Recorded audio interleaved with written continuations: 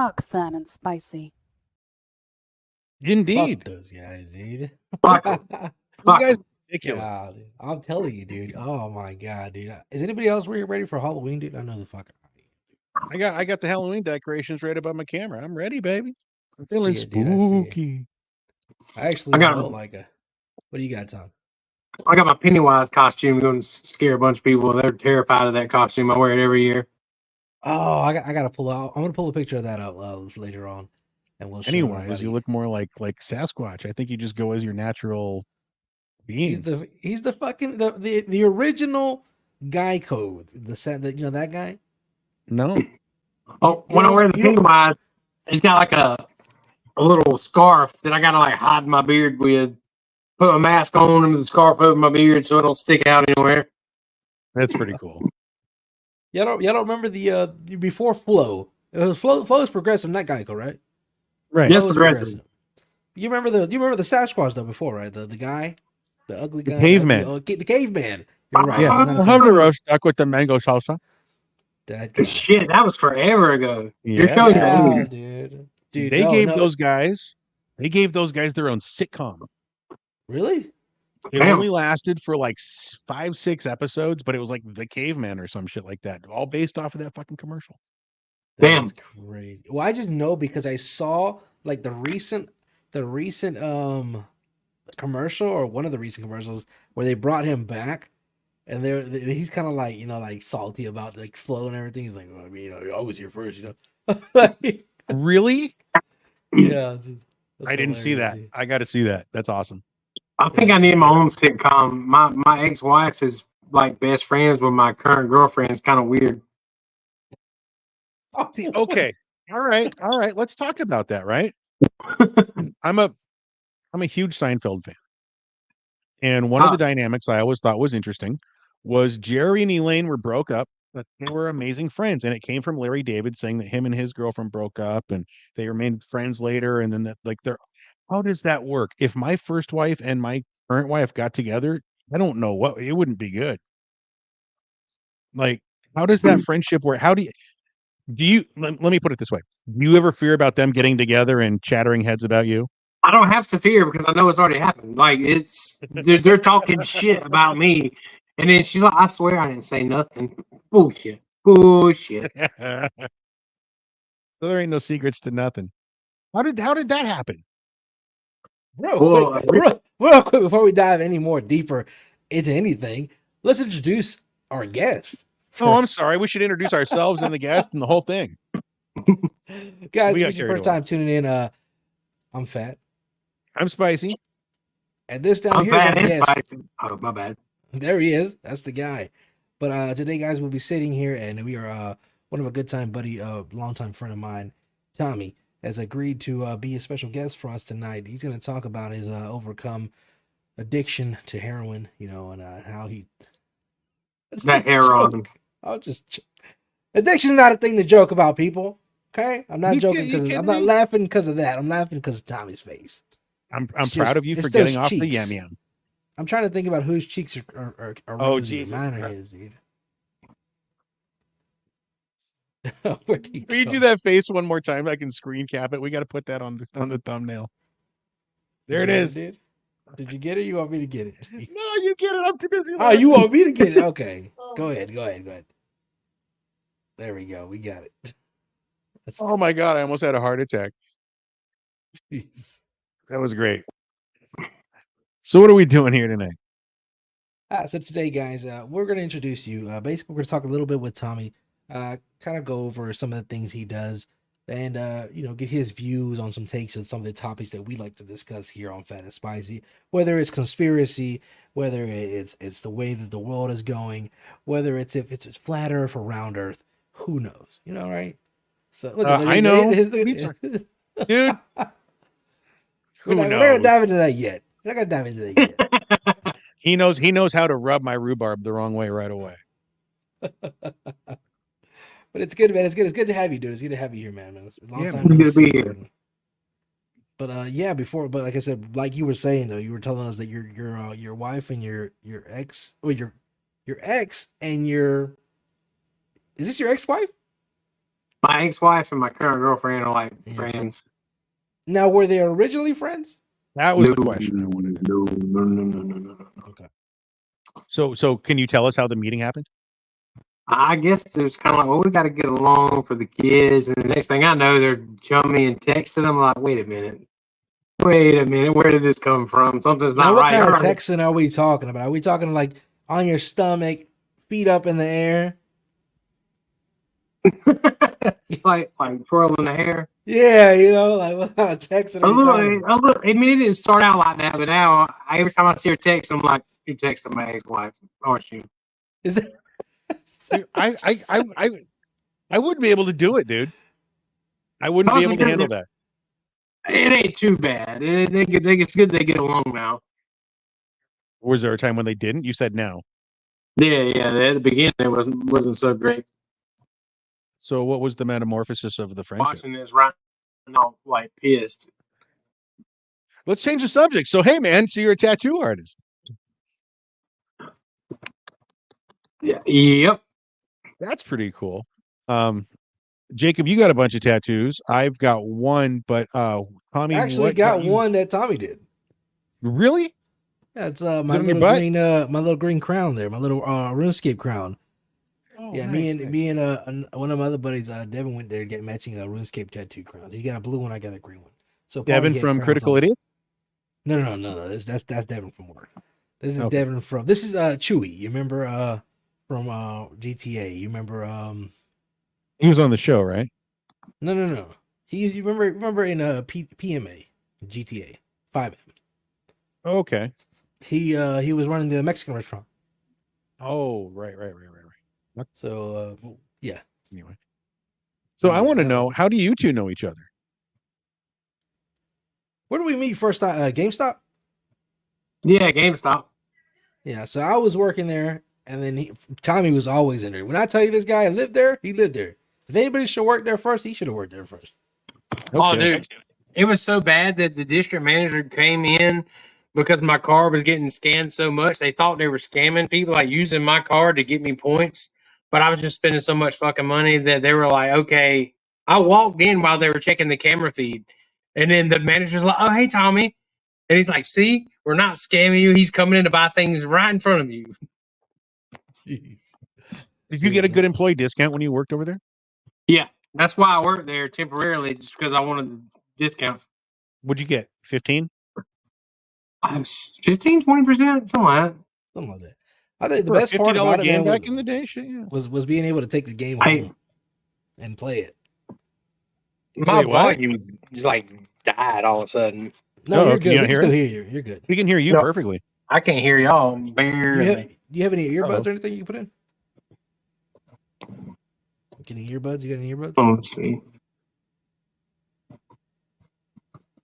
But I know whenever whenever I was there, dude, whenever I used to work at Oh, let me see. at GameStop, that was one of the best things that I could ask for, dude, was being able, it was like a library, it was like a personal library of video games that I was able to check out. You know, I was able to, you know, take a game home, review it, play it, you know, and give that feedback to customers. And I think that was amazing. Oh, just Wait. You could take the games home and just play them and then bring them back the next day? Well, one at a time. You know, you would check it out like a book. You would check out a game, and you would play it, and then you would bring it back, and then you could check out another one. You only get one at a time. Could you one at a beat the time. game or you only get one night? No, you could take it for like 2-3 days. You know what I'm saying? Then bring it back, Yeah, and you could check it out again if you wanted to check it out again. You could, but like I said, it was more to expand your knowledge on the games and everything, dude. I was gonna say, is that how you guys are so knowledgeable on some of the most obscure crap you have there? Yeah. Mm. So Okay. So I think that was one of the coolest things. Like I said, obviously, everybody else is like, I brought you an Xbox 45,000. You're only gonna offer me $10 worth of credit. I'm like, hey, look, I don't make the rules. I'm not the one that's saying give him $10 worth of credit. I don't control that. Hold on, let's clear up that little nugget because I want to ask you, man. What are you drinking?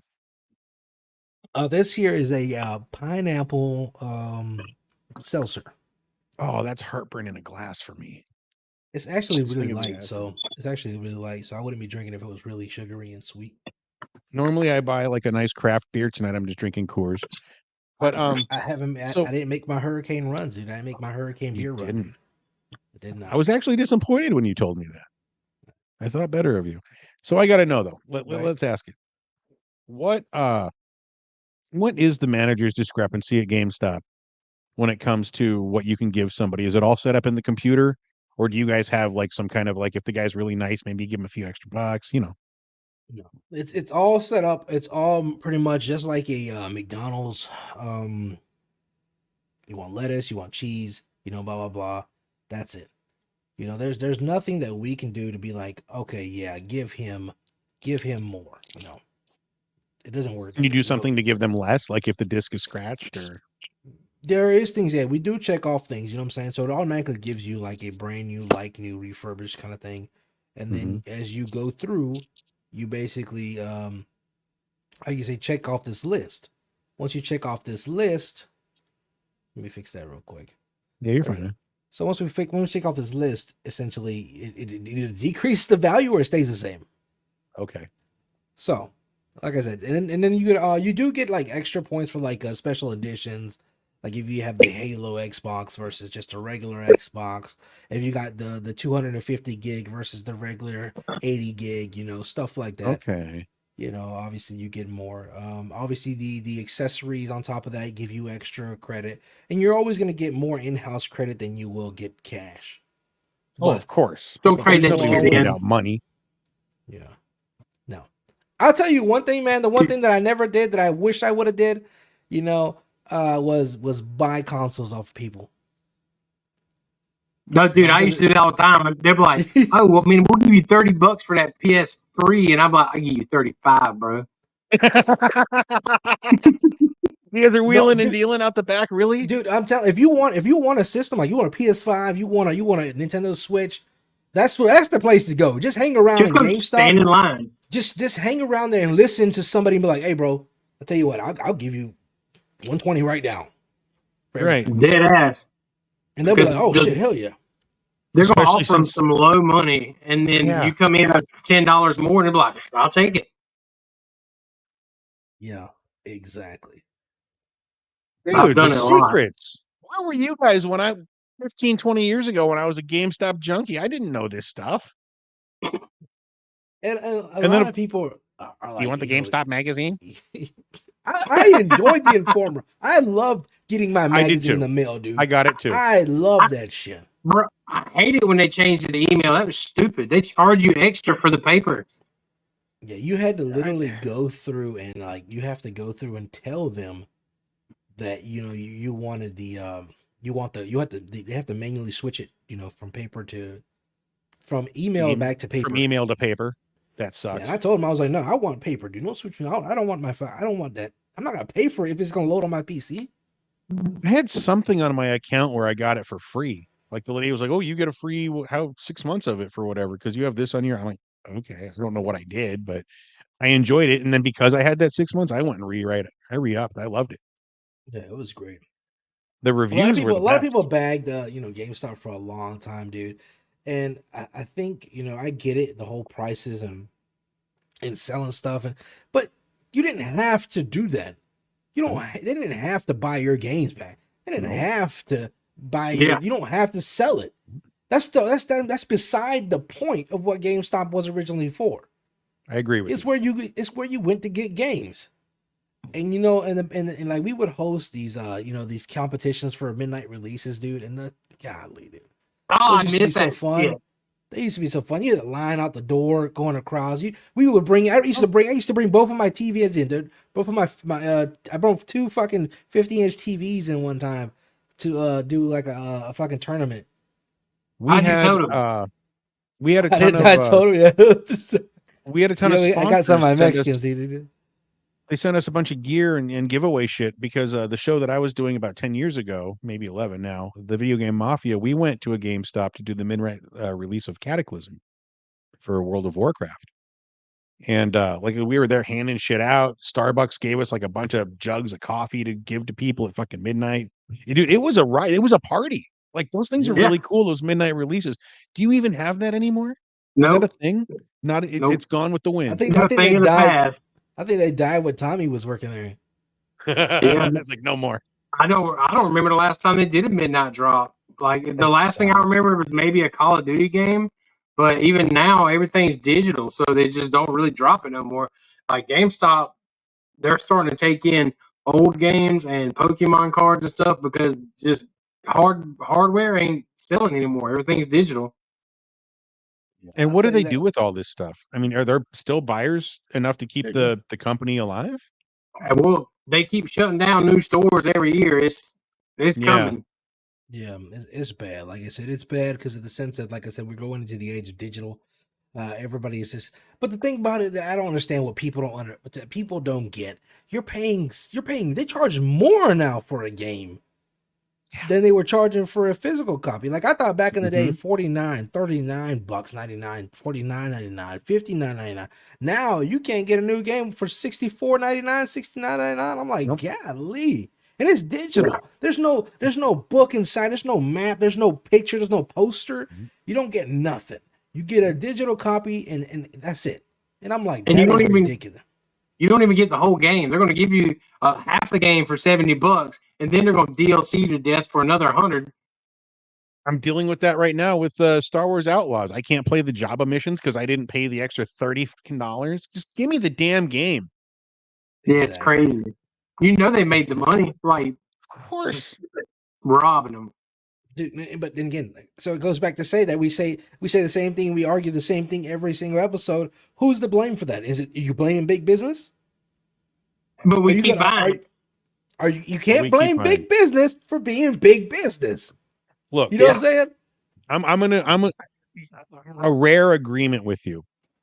If you guys want these AAA games, if you guys want Grand Theft Auto 6, Take-Two Entertainment, Rockstar Games, they have to hire teams and teams and teams of people to make this thing work. Not 20, not 50, hundreds, sometimes thousands. And then PR and all that shit. That shit costs money. That's why these prices are so high. But again, the balance scales like we talked about last week, right, Jacob? Where is the Is it us, the consumer, that allows them to do this, or do we expect that so that we can be the consumer? Where's the line? You I say know? that we should stop buying the games. I mean, but at the same time, if you don't support them, they're not going to make them. I don't And want to. I I love enjoy the my games. games. But that's the Yeah. thing though. That's the thing though. If you don't support them, they lose money, forcing them to either back out completely or fix it.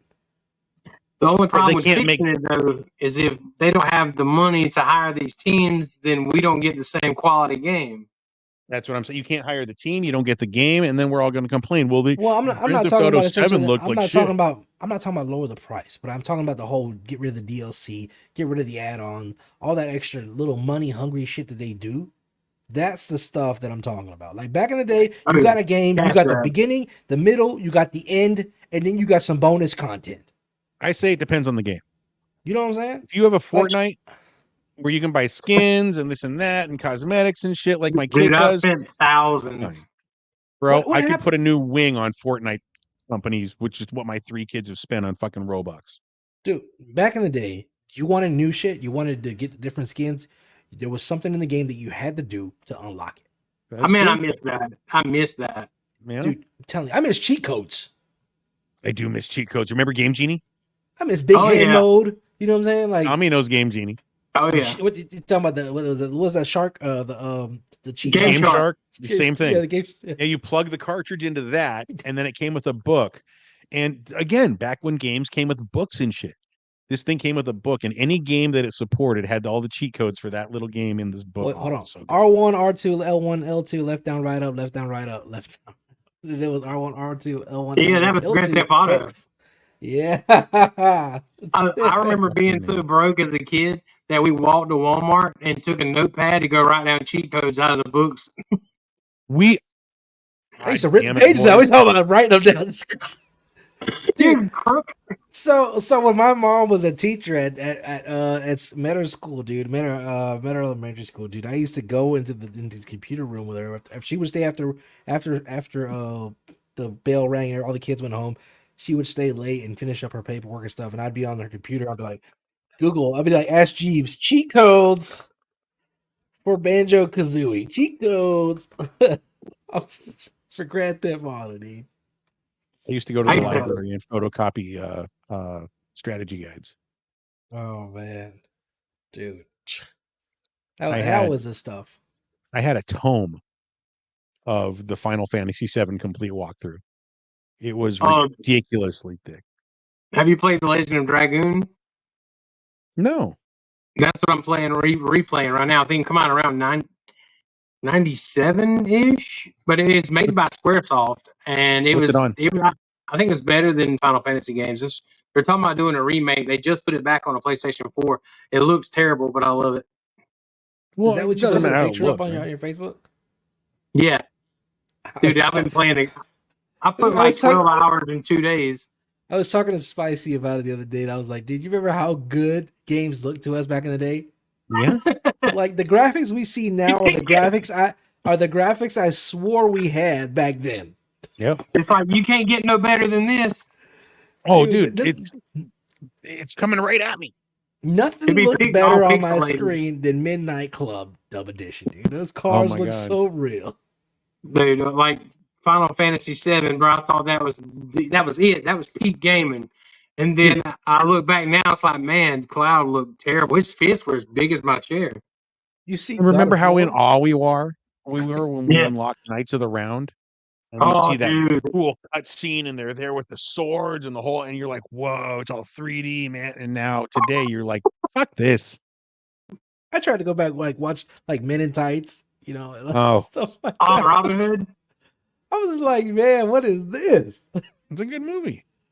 Oh god, I know, but the quality, dude, it's just like, dude, my girlfriend has no movie knowledge, y'all. So I'm going back and I'm letting her watch all the old stuff. And it's great and terrible at the same time. It's like this. I promise this was really good when I was a kid. Just watch it. And then we have to watch her and just goes to camp. I will tell you this. I will tell you this. Some of the movies are way better back then than they are now.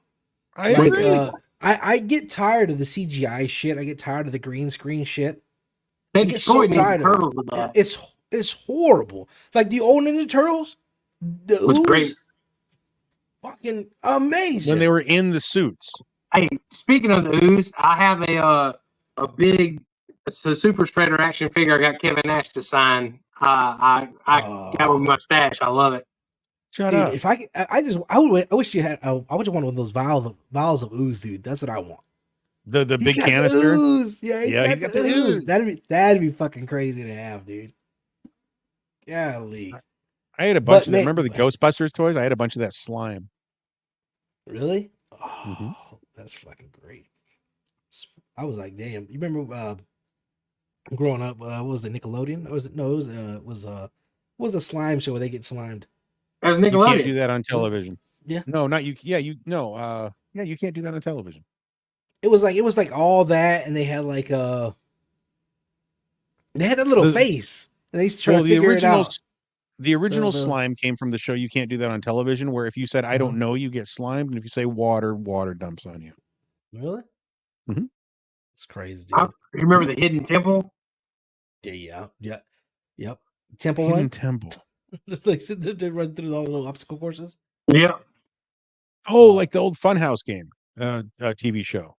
Yeah, Mhm. so See essentially, Funhouse? they're basically like give you little things, man. That's old school. Dang, dude. Double Dare? Double Come on, Dare. everybody loves Double Dare. You don't remember Double Dare on Nickelodeon? It was the same shit. You'd like have to climb through a nose full of boogers and like find the flag, Yeah. and you won prizes and shit. Oh yeah, dude. Dude, I ain't Right, it was seen that in family. forever. Core memory Right. unlocked, dude. You just unlocked the Just fucking memory of my The little fucking dude in your head, head's dude. going through file cabinets and shit. Yeah, Right you It's just like, wait a minute. unlocked this. Got it. You just guts. Guts. Golly. It's good shit. But yeah, man. I but miss Tommy, being a yeah, kid. man. There's a lot of things that we want to talk about, dude. And we just get sidetracked so much with the show, dude.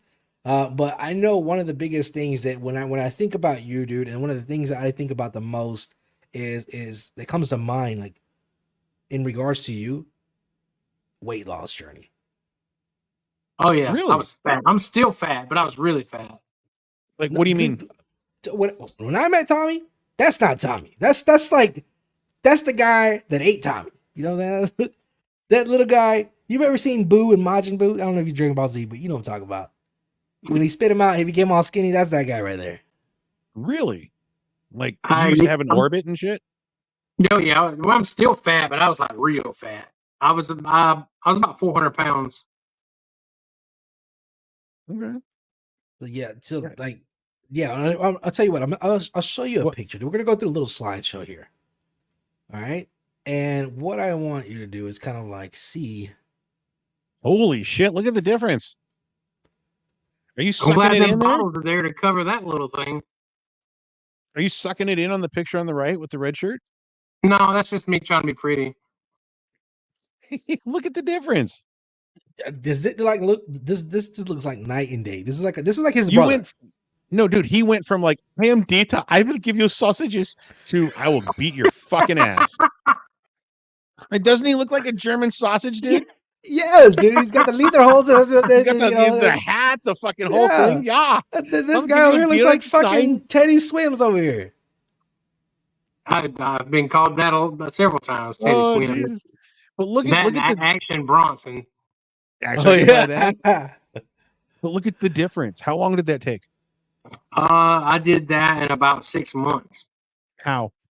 I drank my breakfast, I drank my lunch, and I ate 2 hamburgers with no bread every night. Really?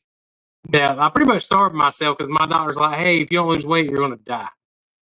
Was that the turning point for you? Was that like the be Yeah, all? that was. Yeah, when he told me, he's like, "If you don't lose weight, you're gonna die," and I got to where I was in and out of the hospital like once a week. My blood pressure was through the roof, and my Did he heart give rate you was through the the roof. spiel about your kids and being around to see them grow and everything? I know. My doctor, whenever I went for my blood pressure, that's the spiel they gave me. You want to be around to see your daughters grow up? I was like, Well- yeah, I do, man. Yeah, I do. The crazy thing is, after I lost all that weight, my blood pressure is still jacked up. It got so bad that I wound up in heart failure because of my blood pressure. Wait. You like a heart attack or heart? Like what happened? Like my my blood pressure stayed so high for so long that it made my heart enlarged and weak. So like right now, I'm wearing a defibrillator pack. So if my heart stops, it'll shock the piss out of me. Are you has it ever happened? No, thankfully. No, but my heart right last time I had it checked was about 2 months ago. It was only operating at 25%. Your heart. Yep. So how do we get those numbers up? Lose weight, eat right, exercise, and You gotta keep my build it fingers back up. crossed. Are you still doing this? I hate to go into this like a behind the pine episode, but because it's fascinating. But are you still on the same diet? Well, I try to eat cleaner more than I did when I lost that weight. And I eat more than I did, but I try to eat better. And I try to do at least minimum 2 miles a day and then work out. But I want to get up to 4 or 5 miles a day because I was at that. But when they started me on all the heart failure medicine, it made it really difficult to breathe and it made me tired. Like in the morning time, sometimes it takes me an hour just to roll out of the bed because I can barely open my eyes. But once I get moving, I'm usually pretty good. But by the end of the day, I'm so tired, I'm about ready to fall out. Man. So when you just decided, dude, when you decided that enough was enough, like was that kind of like the thing? Like you just instantly changed? Was it something that you just? Oh yeah, made, dude, it was like a switch. I put down. I mean, I used to dip and smoke. I've been nicotine free for probably 5-6 years. I decided when he told me I need to lose weight, I said, well, that's it. I don't want to die. I'm tired of feeling like this. I went home and I ordered some protein powder. It was meal replacement shakes. And I said, fuck it. And I quit eating. I mean, it wasn't the right thing to do. It was the fastest thing to do. Yeah. Because against popular belief, your body does not go in starvation mode. And if that was the truth, the people in Ethiopia wouldn't be skin and bones. Your body does not. If you stop eating, you lose weight. That's how it works. You eat less than you take in, you lose weight.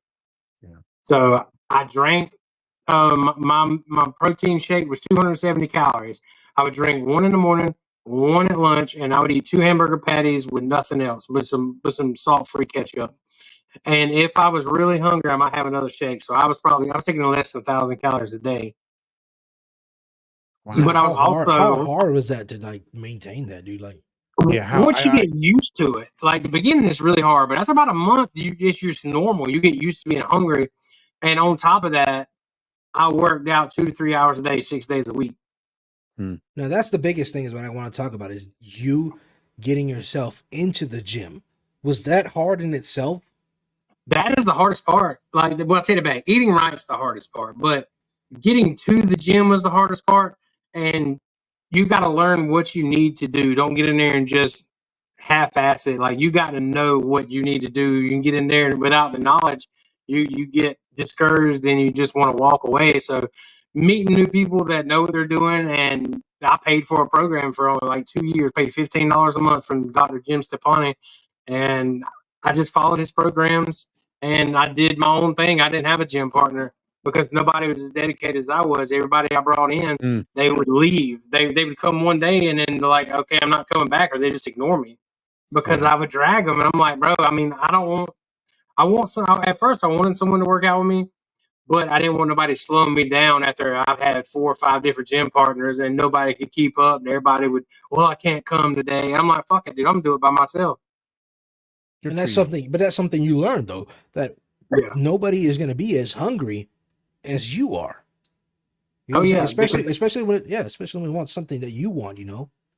I found my motivation, and that was life, like living, because a lot of people, they're still in the, I don't have to do this. I'm not dying. Nothing's wrong. I'm okay. And I was kind of like, this is your last option. You got to do this or you're going to die. And then if I hadn't have done that and I hadn't been in the gym as serious as I have been for the past 2 or 3 years, I would be dead because my heart's already in heart failure. But at 25%, I shouldn't even be able to walk to the mailbox hardly without breathing and losing my breath.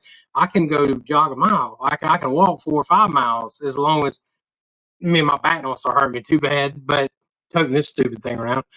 But I can walk a mile 15, 16 minutes and not be tired, where, most people with my heart condition can't go to the mailbox.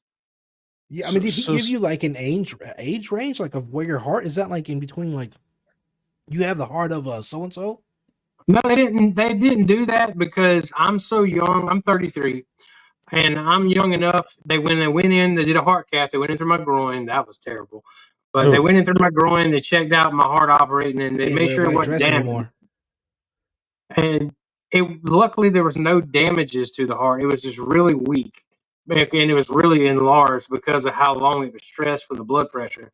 So they got me on a bunch of new medications, and it's relaxing the heart and it's keeping my blood pressure in check. So with that going on, and with me taking all the medicines and working out and exercising, they're hoping that it'll let the heart relax and shrink, and it will bring my what they call an EF, it's the ejection fraction, to try and get it back to normal. What a lot of people don't know is the EF of an adult is about 60%. You don't have 100% of your heart. So mine's at 25. So mine's a little over half not functioning. Jeez, okay. man. So when you had the heart failure, what happened? Did you have a collapse, or were you just like, shit, I can't breathe right now? Like, what was the Over trigger? time, it was just blood pressure.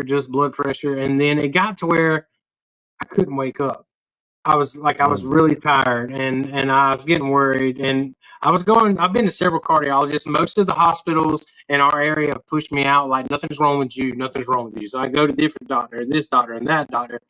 And I went to a doctor up in Warner Robins, and he refused. Well, my primary sent me back to him because he wanted to do an echocardiogram of my heart to check the function and see what was going on. And he straight told me, he's like, "You're too young for heart problems. There's nothing wrong with your heart. Come back in 6 months. We'll see how you're doing." So after about a month or two, my girlfriend, she's on my ass, and she's like, "You need to go to a different fucking doctor, and you need to get another opinion because we know this isn't right. You've been dealing with this. I mean, it's been going on 5 years." And I put it off and put it off. And then I finally went about 2 months after he told me that come back in 6 months. And I went to the new doctor, and they're like, "Okay, we're going to check everything." And then with the first test, she's like, "If these results are right, you're in heart failure." And I felt like my whole world just collapsed. I didn't know what to do. It was like, okay, what does that mean? I mean, I'm finna die. right. Where do I Yeah. go from here? Like where did you go from there? Jesus. Yeah, where did you? I'm kind of waiting for Well, the follow up on Yeah. that. Well, Yeah. first thing I did was try not to have a mental breakdown because I got 4 kids and I got to take care of the kids, and then I got to worry about taking care of me on top of that. And so after I'd say a few weeks really of mental, and I had to rehabilitate because right after that diagnosis, I wound up having heart attack symptoms. I didn't have a heart attack though, but I wound up in the hospital, and I was in there for 9 days. And then they went in through my groin to check my heart, and when they did, it wouldn't seal, wouldn't stop bleeding. So I wound up with a hematoma from my balls to my butt, Oh, like it's Jesus. all purple and black, That and I sucks. couldn't walk. I wound up with what they call a femoral pseudoaneurysm in my groin, where I had a blood clot in the artery. So I couldn't hardly get out of bed for a month. Like I just couldn't move. And I'm like, well, I'm supposed to be up exercising to try and fix my heart, and I can't even get out of the bed to go to the bathroom without crying. Man. Like, so once we finally got over that, it took about a month and a half to get rid of all that. And then by that time, I'd already made up my mind. It's like, there's nothing I can do besides keep on keeping on, like Joe Dirt said. And I got up and started trying to exercise, and I stuck to my eating better and just trying to push forward and hope for the best. Next month, I have another echo to see if my heart function is improved. And hopefully it's good news. If not, then just there's nothing I can do but keep taking the medicine and keep working out and hoping for the best. Yeah. God damn, man. We're definitely Well, rooting for you, man. You know what I'm saying? 100%. know, 100%. I mean, that's just that's not something easy. It's not something easy to hear. just the mental strain alone has just got, I mean, I'm not trying to woe is me on you, you know what I mean? But that's just got to be the worst part. You're thinking about your kids, you're thinking about your own mortality. I mean, fuck your body. It's what your brain's doing to you, you know? It it Man. was really rough at the beginning. I kind of gotten used to the idea now. I feel okay, and I see my blood pressure has been in check ever since they've had me on all this new medicine. So I'm trusting the new doctor and just trying to do what I can to prolong my death. But hopefully, I mean, it's not a death sentence. It's just a change of the way of life. Yes. Yeah. I mean, to be frank, we're all Which gonna die, makes me obviously. think maybe I should start taking care of myself because we don't realize, and I'm sure the audience, we're all relatively young men. I'm 47. I think I'm the oldest of our little group here, but we all take our health for granted. Oh Yeah. And they Especially don't we don't- discuss that. Like, you have health in school, but they don't go to the extent of explaining to you what, like, even blood pressure. When I was 25, I got diagnosed with hypertension, and I didn't know what that was. So they're like, "You have high blood pressure." I'm like, "The fuck does that mean?" Yeah. I mean, like, is that bad? They're like, you want more blood, right? Yeah, like, I don't know what that is. I've never even heard of high blood pressure in my life. I don't know what that is. They're like, "Well, we're going to give you this little pill, and you should be fine." So then this falls back on healthcare system. I ran out, and I was really broke. I had a kid. I think I was working on I had my second one. I think I was barely making it, and I tried to go back to get a refill, and my doctor said, "Well, I'm not going to give you a refill until you come and have an appointment. But you owe me $100, so you can't see me until you pay me." Well, right now I'm living off, after I paid my bills, I had $5 or $10 a week to eat lunch. So I couldn't pay. I had no money to go to the doctor. So I'm like, fuck it. I'm not taking the medicine. So I went for a year or two, no blood pressure medicine, because I couldn't afford to go to the doctor. They weren't going to give me a prescription. I didn't know what to do. I was like, I feel good. I'm fine. And then it just kind of progressively got worse. And then I sleep with a CPAP machine, which with sleep apnea can cause high blood pressure if it's not treated. So, like, I used the CPAP machine for like 4 years, and then all of a sudden they do a massive recall. And they're like, "We'll get you a new one quick." You can't. It took 2 years. Yeah. And my insurance refused to give me a CPAP. So I went sleeping, dying in my sleep for 2 years. So they jacked my blood pressure up even more. And it's like, you can't win for losing with the healthcare system. Even paying for insurance, I can't get the help I need. This is so Yeah, fucked, that dude. that breaks my heart. It's so messed up. Breaks my heart. We shouldn't be a country as rich as we are, and we can't take care of Tommy, who just needs a few basic things. You don't even need like open heart surgery and this and that. You just need a couple of machines to help you keep going and some pills. You know what I mean? Not that hard to do. 2 fucking years. The Excuse my healthcare language. system should have been pointed at and discriminated against whenever people started dying from lack of insulin, dude. You know what I'm saying? Yeah. Like, this is something your body needs. It's not you. You didn't choose the lifestyle for that, dude. I know that's insane. Like, you didn't choose your body to be fucking insulin deficient. Like, who in their right mind says, "Hey, you can't afford it. Your body needs it. It's not your fault. There's nothing you did. You just happen to be unlucky. But we're not going to give you none because you can't afford it." I have a It's very dear insane. friend. Crazy, dude. That is fucking crazy. Dear friend of mine. Her name is Grace. Her and I have been friends for 12 years. She and I worked together on many projects, and she had a husband who passed away, a son with some troubles, and doing this and that.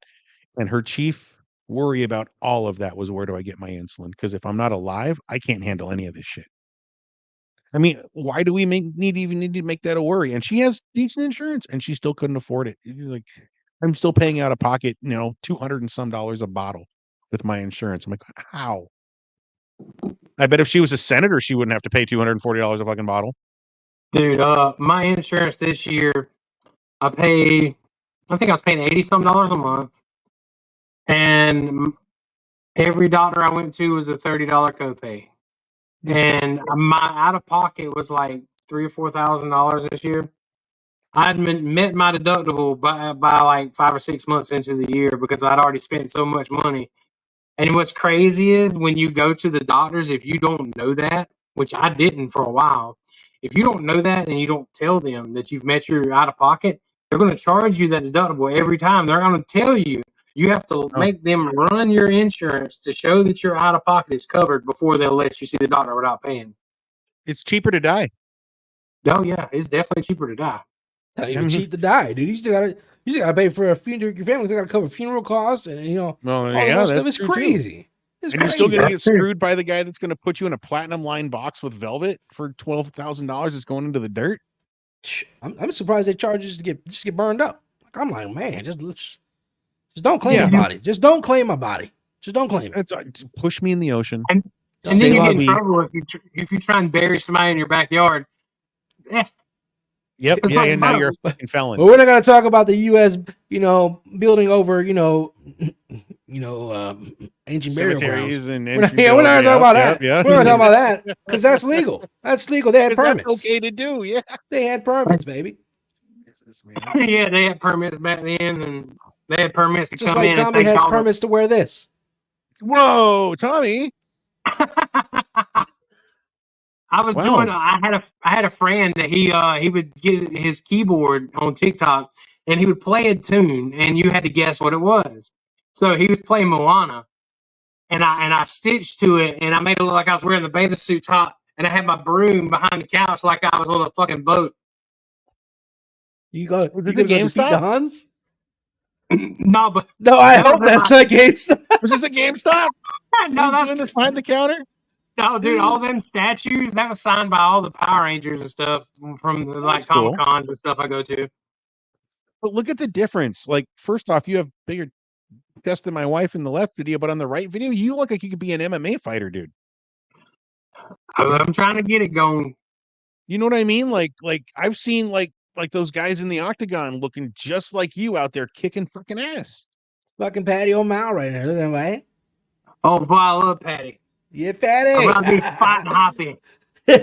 Fucking Patty. I love Patty. Love him. I'm like, get the fuck out of the way, Conor McGregor. You had your chance. You had your chance. Oh no, but yeah, but like I said, the weight journey is looking great, dude. Like I said, and everybody knows that weightlifting is all about motivation. You know what I'm saying? Drive, perseverance. You got to keep going. Posing.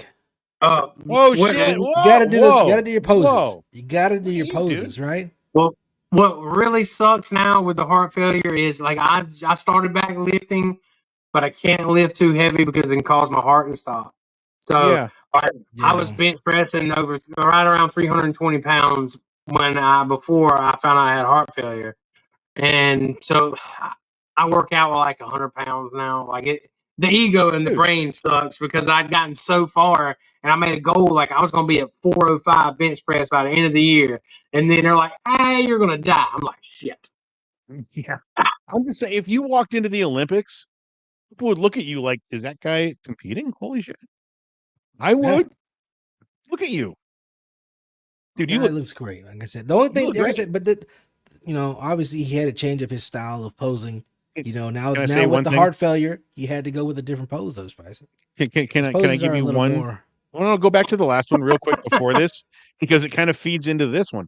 On the right-hand side, if you look down by the shorts, the back boobs, they just kind of don't work. Down by your ass. And I have no ass either. Like, I probably need a good rug to hold my pants up. Are you gonna start doing like burpees and stuff, like getting toned, make that thing nice and burpees are terrible. Oh, I'm not even allowed to technically do push-ups because I still weigh 270 pounds. So push-ups is too much strain on my heart. Even though before I went into the hospital, I could do 80 push-ups without stopping. But now I try to do push-ups and I get about 15. You can't maybe do them off like the wall, maybe at an angle or something. Maybe. Probably that'll lower the weight, definitely. Yeah. Let me ask you this, and this is the question I think is on every Phat and Spicy listener's mind. How dangerous is sex?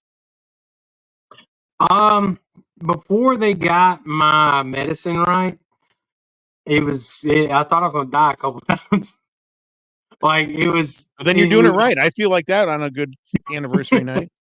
Once I got medicine right, it was good. But before that, dude, I had to stop sometimes. I was like, I can't. I'm gonna die. I just feel like it felt like all my blood was rushing straight to my head, and it felt like my head was about to explode. My blood pressure would get so high. Yeah. My body would get hot like a furnace. I couldn't then. But medications have really helped a lot. But one drawback to medications. 90% of heart failure and blood pressure exactly. The mighty oak becomes a sagging vine. That was a big problem at the beginning. But once the body adjusted to it was good to go. Yeah. But at the beginning, I was like, Yeah, we was good to go, but at the beginning, it's like, "My man, what's wrong? It's like, what's wrong with you?" Don't hit it, dude. That doesn't work. That never works. Everybody says, please "Smack don't that shit hurt around." me. That don't work. Don't hurt that shit. You got to treat it nice. You got to give it tickles. Oh god! Just roll over like a pissed off woman. Now let's get back to this, dude. The lips. That's my I duck face pose. I'm kind of digging it, and I'm I'm going to tell kinda- you, I might be like 20% turned on right now. I tell you what I feel right now. I feel like this guy right here is 50% Duck Dynasty, 50% queso. Oh, And then, 50% Duck Dynasty, 50% queso, and 100% made you moist. There he is. That it is right there. feeling Y'all cute. here. IDK might delete later. But we Exactly. all know the real reason. We all know the real reason why you started losing weight, dude. And that's to fit into this. Oh shit! You got the dagger flute? No, yeah. Get the fuck out of here! That's awesome, dude. I also have the Saba, the White Ranger dagger. I got it too. Wow, you When I were tell the you Green Bean Ranger. When I tell you this guy right I'm here is sorry. one of the biggest Power Ranger fans I've fucking seen and That's ever cool. met in my life, dude. Like, but I love it. I love the fact that he dives into a lot of the old cartoons that I grew up with, and he shares the same fucking interest, just a little bit more. Like he definitely goes full fledged with it. Like, He can fill in your blanks. Like he has a lot like, of his collection is a lot of the shit that I wish I could afford. Well, the problem is now I don't make the money I used to, so I don't get to do things. I done had to sell off a lot of it just to make it. Yeah, It sucks, but I'm still holding tight to some of the stuff that I just don't want to part with. dude. I got like a case of toys that I will never open. My kids aren't allowed to touch them. They're in the garage. It's the old Exo Squad. Do you remember the cartoon Exo Squad? The guys I don't that think kind I of do. fought in mechs, and now I got a whole line of toys of those. Nobody's allowed to touch those. But that outfit, dude, that helmet. How'd you get the helmet? Did you buy that? Did you make it? How did that work out? I'm in a Power Ranger fan group, and there's this guy, this Dylan something. He lives up north, and he does 3D prints. So Mm. he actually 3D prints, sands, paints, and everything by hand. And I think I paid about $350 for that helmet. Well, that's a hand, dude. That is very clean. That's like solid. The work around the eyepieces there with the teeth. That's really good. Oh, it's wearable too. Like he makes it for cosplays. He's got whole Power Ranger suits and stuff he designs. Damn. Yeah, dude. Like I said, and the fact, and as many famous people that this guy has met, dude, in my life, there's nobody more in I think in my friend circle that I'm more jealous of than this guy right here. That's cool. I try to go to 2 or 3 big Comic Cons a year when I got the money. I messed up one time. I went to a Galaxy Con in Raleigh, North Carolina, and I think I took like $800. I wound up maxing out 2 credit cards on top of that. Dude, I've done it too. I went to Rose City Comic Con and I spent $6,000. I spent $1,400 on a limited edition Umbrella Corporation watch. Holy shit! The thing was beautiful. It was made by a Tag Heuer, a very nice company, so it was worth the money. But I couldn't help it. I saw it, and the people that were in my work group, we were doing a documentary at the time that never saw the light of day, but my production staff, they kept goading me. You want it. You know you want it. You know you're going to buy that shit. You know you fucking want it. And I went over, and you can't go to a con, dude, with cash in your pocket. You have to have 3 forms of plastic. You have to have you're going to spend your life savings if you're a nerd like us. I'll show you what I got. When I was up there and I spent all that money, I had 3 of my kids with me, and when I realized that I had literally spent our supper money and our gas money to get home 7 hours away, I'm like, okay, smart guy, what do you do now? So I get on my Facebook page. I'm like, hey y'all, I'm doing a tattoo raffle. So it's $20 a spot. Who wants in? And then about 20 minutes later, all right, we got gas money. Y'all hungry? That's all it takes. Oh, what is that? Lightsaber? The lightsaber. Yeah. $800 made by Saberforge, Portland, Oregon, the same company that made the props for the movies. This is one of my pride and joys to my collection. But like you, it doesn't matter the price when it comes to the shit you really want and love. You know what I mean? No. You're gonna spend what you're gonna spend. Dude. I got so much crap. We could have a Y'all show like- and tell all night long, you know? Have you ever watched Bleach? You watch anime? I don't. Well, I know Yeah. Jacob. You've seen Bleach, Yeah, haven't you, Jacob? Yeah. Hold on, let me grab something. Jacob calls me Oni-chan for fun. So I knew he was an anime fan. Oh man, We're playing dude, Critical no. Idiots right now, and he wanted his character to Look have at that. tentacles. Jesus, Oh shit! that's Look a at hell of a that. toothpick. Wow! That's a big. Wow! That's cool. That's cool. That's a hell of a chef knife, dude. You need to cut with that. Hey, See, I could do some work with that. This is completely 3D printed in sections, painted and everything, hand painted. Oh, that's 3D printed? Mm-hmm. Wow. How heavy is that thing? How heavy is it? It's pretty light. It looks pretty light. Maybe what, 10 pounds? Maybe 5.5, 6? Probably Between about 5 and 5 10? pounds. About 5 pounds. I know when I went to go get my tattoo, the guy at the tattoo shop, he had, I think, Zabuza's blade from Naruto. No, he had Guts' blade from Berserk. Guts blade, yeah, Guts' blade. You're right. Okay. He's the one that made that for me. Yeah, dude. There you go. Okay. So cool, dude. I love that shit. Somewhere around here, I Damn. have Han Solo's blaster as well. I just got my Turbo Man doll. That and your damn stickers. I know you love your stickers. Like I have I bought a China cabinet, right? I bought a nice ass fucking China cabinet. It's over there. Maybe one day I'll show it to you guys. But it lights up. I mean, it's beautiful. Like beautiful wood, you know what I'm saying? Old antique. And I was like, this is perfect for all my anime collectibles. So I just got a bunch of anime stuff in there. I'll show you guys one day. Yeah, you got to take a picture and show us. Yeah, dude. Real quick, Tommy, going back to the Comic Cons and you meeting all these people, what are like maybe top 3 of the people that the stars that left you? You know, kind of like, oh, can't believe Best I'm actually- interactions. Yeah, I'm curious too. Brendan Fraser was the nicest person I've ever met. Brendan Really? Fraser was amazing. Tarzan. He played George of the Jungle. Mhm. And my little boy at the time was huge. He called him Jungle Man. So when we showed up and we get in line, we've waited for a long time. And we Really took pictures cartoon? with him and stuff. And when we got up there too to talk to him, I said, you know, I love all your movies, dude. But my son is a huge George of the Jungle fan. So he jumped up from behind the table and started talking about George of the Jungle and just like talking about bouncing off rubber trees and shit. He was great. He gave him the awesome. experience. Yeah, he was super awesome. That's what I'm talking about. That's what I'm saying. You want to meet a celebrity that gives you that experience. Yeah. And the second nicest that I've dealt with was Kevin Smith, Silent Bob from Jay and Silent Bob. I believe that. Jay was Jay. Like he was the stunt motherfucker. That's all you got from Jay. Maybe a fist bump, but Kevin Smith was bringing it, dude. It was COVID time, and he's like, "Fuck it, give me a hug. I don't care. Bring it in." Yeah. Yeah. And I said, "I know you've heard this 1,000 times." He said, "I want to hear it 1,001 times." I was like, Yeah. y'all are awesome, dude. That's fucking great, dude. That's very good. Now number 3 here. Thinking You numbers. froze up. Huh? Say that again. I'm thinking. Oh, I'm trying to figure out. Patsy froze up. No, I said number 3. Number Go 3. ahead. Yeah. I'm trying to think of the number 3. Jason David Frank, the Green Power Ranger. He was the original green and white Power Ranger.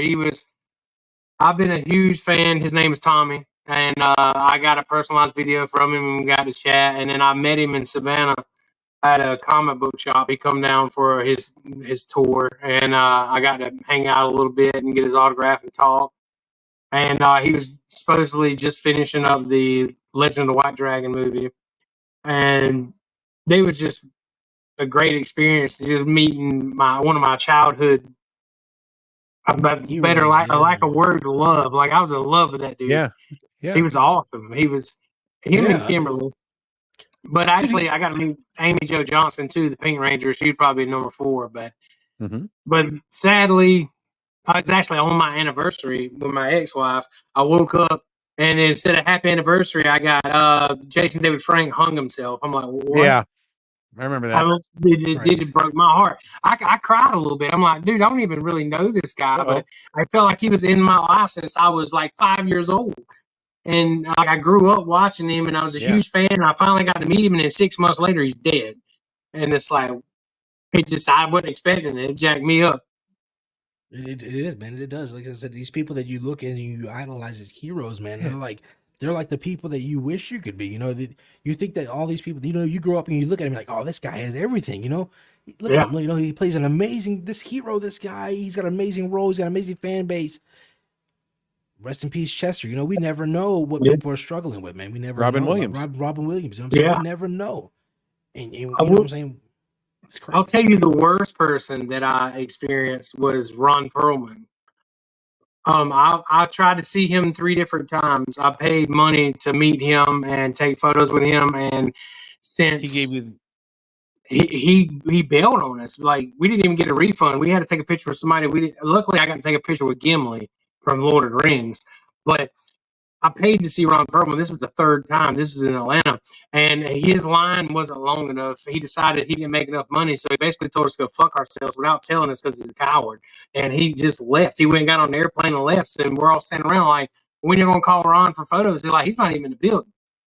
And so that after the 3rd time of that happening, I made up my mind. I'm just not going to support his films. I'm not going to try and see him at cons. And if I get the opportunity at the next con that he's at, I'm going to stand in this line to go up there and tell him he's a piece of shit. Like, nice. He pissed me off that bad. Like, I understood it one time. Then the 2nd time, it's like, okay, this is getting old. The 3rd time, it's like, okay, you're doing this intentionally because you're just being a brat because you're not getting the money that you want. I've also had, it didn't happen to me, but I saw it at one of the Comic Cons in Atlanta, Megadeth. They had like 3 fans paid for a photo op. And one of the members, I can't remember which one it was, he got pissy and he said, fuck it, I'm not taking a picture. That ain't worth my time. So he just threw the whole fan. There's only 3 fans, but them 3 fans, you could have just made their whole life. Yeah. Dave Mustaine's a shit. Everybody knows Dave Mustaine's a piece of shit. He has been. He's been whiny about getting kicked out of Metallica. I mean, what are you gonna do with the fucking guy? But Ron, let me correct this straight. If I'm not, to make sure I'm right, Ron is the guy from Hellboy, right? Yeah. Okay. And then from he was the biker guy, right? Yeah, Sons of Anarchy. Okay. Yeah. Dude, I was so excited to meet him, and the first time was in Savannah Comic Con. I think the other 2 were in Atlanta. And it just one thing after each time, he just had a new excuse of why he couldn't take the photos, and I already paid for it. Yeah, it doesn't matter if it was 1 fan, dude. It doesn't matter if it's 2 fans. No, you know what I'm saying? Those are the people that are paying money to one. They're paying more money than everybody else out there to see you. The least you can do is show yourself, bro. You ever watch Boondock Saints? Yes, absolutely. You know Sean Patrick Flannery? Mm-hmm. Well, he's Murphy. I met him and Norman Reedus. And Norman Reedus, he's not super talkative. He's kind of laid back. He was really nice. Took a picture with him. But Sean Patrick Flannery, let me tell you this long story. I'm a huge Ozzy fan. I got Ozzy's face tattooed on my chest. My favorite musician. So me and one of my friends put money together and spent about $900 for the ticket to go meet Ozzy. We worked all night long doing tattoos, and we drove 2 days up to Pennsylvania. We slept like an hour or 2 in 2 days. And we get there, and these assholes changed the meet and greet time, so we didn't even get to meet Ozzy. And they told us they were going to give us our money back, and this is a year and a half later, and we still haven't gotten it. So, like, I'm super depressed. I done went and cried in the bathroom like a little bitch. I would have too. I went to talk to Sean Patrick Flannery, and I told him what just happened. And he took like 15 pictures of me, didn't charge me a dime. And he took a picture from like an upward angle of his balls. He said, I'm going to take a picture of my balls since people like to fuck people around here. That's beautiful. So he was. I forgot about him. He was definitely in the top 5. He was fantastic. Cool. I got to ask Jacob, Fatsy up here though, man. What about you? Have you ever met any celebrities that either super impressed you or let you down? Met any celebrities, man? As far as like personally met any celebrities, man, I've seen some people and I've said, hey, what's up, you know? But as far as like met them like and actually had a conversation with them, and not to my knowledge. You know, not that I remember, not anybody that ever left like a lasting impression on me. Okay. Fair enough. You know, I got I wish. Who you got? when I worked at a radio station in Portland, I was just an intern there running news copy and doing whatever. And Glenn Danzig came in to do a interview. Mother, you know Danzig. Mother. And Yeah. And so Danzig sat in the studio and the host gave him the cue, turn on the mics. Danzig, welcome to Portland. So tell us a little bit about the tour. How's it been? Danzig looked at me, he goes, when you're gonna do a real fucking interview, then you can invite me back. Got up and walked out. I'm like, what a piece of shit. Jeez. Yeah. I was like, what the the coolest people I ever met. Arnold Schwarzenegger was amazing. He's exactly the kind of dude that you think he would be. You stand in line. You stand in line. He walks up. No, he shakes your hand. Oh, your hand is so your grip is so strong. Oh, nice to meet you. How are you? You know, that was pretty cool. Oh, you are so tough guy. You know, and you want that from he gives it to you. Yeah. And Penn and Teller. I saw them on my honeymoon. My wife and I were in Vegas. Yes. And I was suffering from a kidney stone. So I was miserable. I was sweating. I'm out there and we're having a meet and greet with all the people. And I told Penn, I was like, hey man, I love your shit. Can we just get a picture? It's got to be quick. I got a kidney stone. And he went like this. You know, I'm a magician, but I can't take kidney stones away. But anyway, I wish you the best of luck. I'm like, thanks, man. He took pictures. And then Penn came over. Penn just took the phone out of my hand, or Teller, the little guy, the phone out of my hand, puts it up and does the little selfie with me and my wife. I'll put the pictures up on the show one of these weeks here. Dude, yes. Those guys were the coolest. We sat and we actually had like a 5-minute conversation, my wife and I, with them. They were like, oh, you guys are newlyweds. Oh, that's cool. You know, blah, blah, blah. How'd you meet? And all this. He was genuinely interested in my life. And I thought that was super special. Fucking love Penn and Teller, dude. I'm a big fan of magic, dude, in general, dude. So yeah, their show was insane. I watch their show all the time. Like Fool Us. Oh man, it's like oh, dude, have you seen Bullshit? Mm-mm. That's the show for you, dude. Really? You know you love all these conspiracy theories. They debunk all of it. All of it. Check that out. So Penn and Teller bullshit. Aside from the weight loss journey, dude, and the current situation with your health, music. I know we were talking earlier before, and you said music is a big part of your life, man. Whether it's using it to get through some hard times, or using it just to rock out like we did before the show. What does music mean to you, man? Music is everything. I didn't know music coming from that box you wear. You're fucked, though, right? Sorry. Music has been a big part of my life. I had a rough childhood growing up, so that's why I love Ozzy so much. Because when I was a young kid and a teenager, things wasn't so great growing up, and I had a CD player and I had Ozzy's greatest hits. So Did you have the anti-skip CD player, man? No, it was terrible. Did you have those little regular tin headphones there with the little sponges? Oh yeah. And I would lay in my room or go outside and just listen to his greatest hits over and over and over to try and get away from it. And it kind of grew into playing guitar, and I played drums and played bass guitar. And just music is so. From the time I told my girlfriend when we first started talking, I love music. I listen to music all the time. She wasn't prepared. So like I have one of them beds that adjusts and everything. It has a built-in Bluetooth speaker under it. So I listen to music while I sleep. When I leave my bedroom, I have a Bluetooth in the kitchen. Nice. When I go to the living room, I have a Bluetooth on my desk. When I no matter where I'm at, I'm going to have music playing. And if there isn't a speaker around me, I keep beats in my water jug. I got a carrying case I took my water around in. I got beats that I'll pop in my ear to listen to music. If I'm tattooing, I got music on it. I'm going to have music no matter what I'm doing. And I read somewhere that it was a lot to do with trauma, like childhood trauma, that your mind used it so much to escape that it kind of like drowns out all the bad in your life, and it just brings you to that happy place. Because there's so much feeling in music, whether you're having a good day, a bad day, it doesn't matter. Like if you're feeling bad, there's sad music. If you're feeling good, there's exciting music. You feeling like a thug, there's gangster music. There's always something. Like You going to work to your damn business job and you want to hear about murder and somebody on the street, they got it. Like, you don't have to go do it. You can listen to it. There's something for everybody. Yep. I love it. Yeah, man. Most definitely. So, do you yourself write music, dude? Have you ever?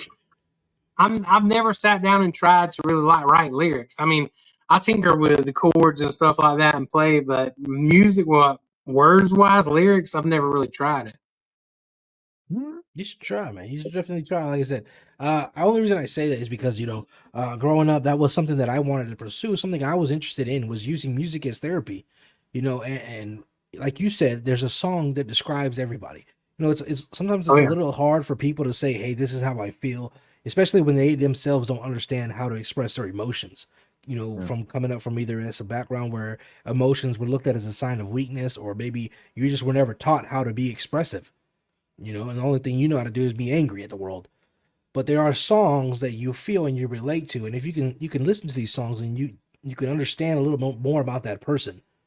Yeah, I 110% agree, because like anybody that I've ever dated or been with or been around, I'm not really good with words a lot of times and emotions. So I'm bad about sending songs to describe how I feel at that time, because I just can't. When I get upset, it turns to anger. So I try to back off and not use my words sometimes, because if I do, it's going to come out as anger instead of me trying to say this upset me. Yeah. And I'll send them a song where if I really care about them and how I'm feel about them, some days that you just feel more lovey-dovey, and other days I just shoot them a song. I don't want to text you this long thing that you've heard 1,000 times. I want you to listen to the song and you feel how I feel through the music. Yes. Yeah. I try to explain that to my wife, but she just doesn't like Pop That Coochie by Two Live Crew. Good shit, dude. Good shit. But yeah, I get it, man. I get it. I get it all. Yeah, I get it entirely, man. I definitely get it. But the only reason, and like I said, you said that music, it makes you feel good. It makes you feel a certain way. What kind of feelings does it make you feel here? That was what I call an erection. You just made your guitar gently weep, dude. I don't think that was weeping. I think that was semen. Okay, that's something. Jesus, wow, that's awesome. That was supposed to be a funny picture, and my girlfriend took it and captured it. And I was like, you know what? I kind of like this picture. I'm gonna keep it. You got to own that shit, dude. That's awesome. I love it. That's my favorite. Own it, man. Whoa. This is the beginning of my tattoo. Yeah, I did that, Mr. Pickles. I did it on my little brother, probably 4 years ago. And then that shark is something I did about 5 or 6 months ago, 4 or 5 months ago. Shark. But like a captain's wheel. The progression about 3 years. Wow. The Pickles looks great though. I mean, it doesn't look amateur. It looks like Mr. Pickles. I found that right away. That was probably at my kitchen table when I first started doing tattoos. But you definitely look at it. You can see the improvements, especially with the shading, dude, and the areas where you definitely you accentuated on, especially with the shark here. Man, it looks great. You know what I'm saying? Like I said, you definitely I think you learned a lot more with, like I said, with lighting and how the actual to focus on that instead of just shading here and here and here. And it's like, you got to know where to put the shade at, because when you first start out, I had no guidance. I had no help, no apprenticeship. Nobody around here would do it. I went to the locals, and nobody would really respond to me. They thought it was a joke. They just thought that I was bullshitting, and I was like, you know what, I'm gonna do this. I woke up one morning, and I attended tattoos. I was about 17 or 18, and they were pretty crappy. And then I put it down after about a year or two, and I'd messed up enough people. And I woke up. I woke up one morning, and when I was I'm 33. I'd probably say I was 28, 29-ish. I woke up and I was like, you know what? I'm going to try this shit again. I just got on Amazon. I ordered some $80 tattoo kit. And then I used my ex-wife as a dummy.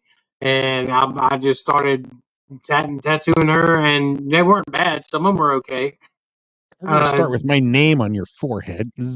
Oh, she got my name across her back. She's got my name on her arm, our wedding anniversary. And then it was funny is she's waiting on me to cover it. she texted me the other day like, "Are you ready to do my tattoos yet?" And I was like, I'm booked, baby. Yeah, man, maybe I don't know. And I asked her, I was like, "So how much money you got?" Like, I mean, good. this ain't a free ride no more, Nope. boo boo. I ain't that. You better ask your boyfriend for some money. So I have to know, when was the very first time in your life that you took needle to skin, and whose skin was it? When it was in my hand, Yep, the very I first time you was ever. I was 17 or 18. I was 18. I was at a party, Of legal and age, yeah, we like that. I mean, I was definitely not legal age to be doing the things that I was doing, but we were at a party, and some dude brought out a tattoo machine. I'm like, I've never done it, but I did draw, and I'd like to give it a shot. And my best friend, he's still my best friend to this day. His name's Troy, and he's Shout like, out "Fuck it, Troy. dude." Yeah. Yeah. He's like, "I trust you, dude." I was like, "I don't even trust me, but okay." And so we started tattooing anyway. Was there And some alcohol involved here? no, there was a lot more than that. God damn, son. That's the perfect time to tattoo. Of course. So I do this tattoo, and I think it's fucking sick. I'm stoked. He's stoked. So I wish I would have got you to save it from my Facebook. I have like my first tattoo, my most current tattoo. It was awful. It was so bad, and we won't cover it up because it was the beginning of my career. Like we didn't know where I was going to be today. Yeah. But it's so ugly. But me and him are still best friends. Have you ever watched? What was it, dude? It was a skull with some bullshit tribal around it, and it's bad. It's you ever bad. watch Where's My Car? It's bad. Yeah, I never do it. Yeah, I see dudes in my car. So you go from all of that to having Redbeard's Ink Therapy. Is that your full time? Is that like you own the shop? You show up there day in and day out? That's the office for you? Yeah. Could you imagine yourself doing anything else at this point in your life? That same friend I'm talking about, I'd help him sometimes paint. He throws me some, he throws me some work, and I'd help him because he hates painting. But other than that, I mean, I do that when I feel like it. And then Sure. tattoos, I can't go work for nobody else no more. Like, all the businesses, they want you to say fuck your family and your free time, your health. We want you at work, no excuse. If you call in, if you use your leave, we're going to point you. We're going to write you up. We're going to take money out of your check, even though you earned this and you busted your balls for my company and you're not getting any benefits. I can't live with that because the first time somebody smarts off of me about not coming to work, I'm going to tell them to eat my ass from the back. Like, I'm not doing it. Yeah. So and it's an all-you-can-eat buffet. I'm getting paid by the hour and stuff. I can't do because I'm used to making what I want to make because I make my own prices. So when I see people go to work and slave for 8 hours a day and then they make $100, I can't. I can't live like that. 100. I got 4 kids. And my rent's $1,000 a month. My light bill's between $300 and $500 a month. I mean, you add all that up, plus having to buy clothes for kids and stuff. Because my ex-wife, she just financially can't help because she's trying to get everything on her feet. We were together about 15 years, so I was always the breadwinner provider. So she just hard for her to step up from being just the nurturer to the provider too. So she's trying to get all her stuff together. So I'm kind of financially doing it on my own. It's difficult, and I can't just go back to a regular job. I got 11-year-old twin boys. They grew out of shoes. It seems like every week. Like, shoes don't grow on trees. I try to tell them, take care of your shit. Yeah, no, clothing kids, Jacob, we all know. It's ridiculous. So at least, what the hell? I don't know what that wasn't was. The video I wanted to see. What was that? No, go back. We don't know what that was, dude. No, I want to see it now. Yeah, that's what I thought I saw. Jesus. You're such a schmuck. That's my favorite. Oh my god, that's his favorite photo right there. Oh, there's all kinds of good ones. You haven't heard all of them. You got like the Vulcan, the Nanu. You got like the remember the Chinese the 4th grade Chinese fortune teller? Yeah, dude. Yeah, all kinds of moves. That was Ralphie.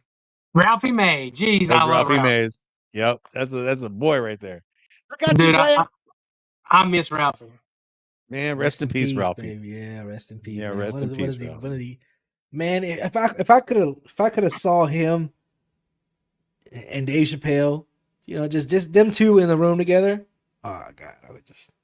Hey, I don't know if you know it or not, but Dave Chappelle's supposed to be coming Coming I to think, Savannah. Yeah, dude, coming to Oh. Savannah, dude, it's crazy. I'm thinking about it. I seen it today. I want to know what he's gonna do though. You know, Dude, Dave He's gonna do a Chappelle show. gives no fucks. He doesn't have to man. give any fucks. And if the media gives him shit, he'll just run away to Africa like Snoop did again. It's all good. Like I said, you know, I think I like that about Dave Chappelle. I like that about Eminem. They built that kind of foundation where it's like, fuck these guys, you know, fuck this, fuck that, fuck this, fuck that, and that's okay. And everybody's like, hey, you should have seen him you should have seen him before. He was worse than that. Yeah. Like I go back and I watch some of the TikToks and stuff of people, like the kids reacting to like Eminem's old music. And they're like, oh my God. I'm like, Get their feelings hurt. like The you're viewers lucky, think you're I'm a lucky you shit. went in a Call of Duty lobby, man, when you were growing up. The viewers, Spicy's such a dick. Jacob has to tell him, you should have seen him a year ago. I've had to tame this guy down. Yeah. In the Exactly, pre-show dude. meetings, he tells me, no, you can't talk about it on the show. We're not talking about that. Oh, Jesus Christ. Well, guys, it looks like maybe we went a little bit over our hour mark, Oh, guys. shit, we did. We definitely went. Good chat, dude. And the crazy thing about it, Tommy, is I didn't even get to dive into half the stuff that I actually wanted to talk about with you, man. Well, I mean, whenever y'all get ready for another one, I'll come back and hang out. We're back on Thursday. Let's bring them back. I think he said you're doing something Thursday, right? Let me double check my schedule when I get back to you, and I'll see if yeah, because I might have some stuff. If not, let's do a Tommy 2. Sounds good to me. Tommy 2 time, right? Tommy 2 time. My coach used to call me Tommy 2-Step because my legs were so short and fat. It took me 2 steps to make one. I'm using that. That's pretty good. Oh, shit. That's fucking funny. Yo, guys, as always, we appreciate you being here, guys. We love you. And don't forget to like, follow, share, subscribe, guys. If you want to see more content like this, don't forget to head on over to YouTube, guys. And you can find everything at the PNS Studios, guys. That's at the PNS Studios on YouTube. Don't forget, if you like podcasts like this and you want to hear something maybe a little bit more behind the scenes, something more a little bit heartfelt, a little more emotional, check on Behind the Pint with Spicy, where he dives into people's normal lives, everyday people just like me and you, and a little bit more backstory, though. So, Tommy, that might be a good show for you.